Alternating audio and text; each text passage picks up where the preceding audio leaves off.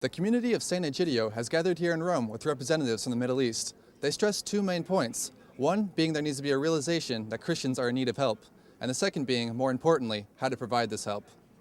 Mohammad Samak is an advisor to religious leaders in Lebanon, as well as the country's secretary of the Committee for Muslim-Christian Dialogue.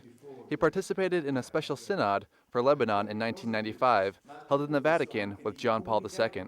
The Lebanese are following what's happening now in Egypt after Tunisia with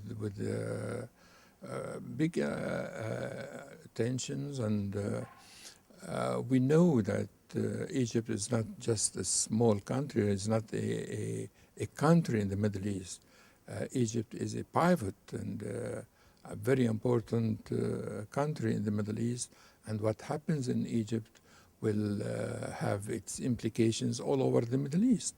SantEgidio has worked directly with NGOs and grassroots movements in the Middle East.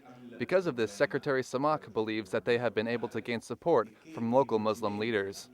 He hopes to push forward in improving many of the broken relationships between religious groups throughout the region, despite what he calls the current shadow hanging over many governments in the Middle East. We are really have question marks. What will be the outcome of what's happening now in Egypt on the peaceful agreement between Egypt and Israel? What will be the next role of the United States and how to deal with the problems of the Middle East?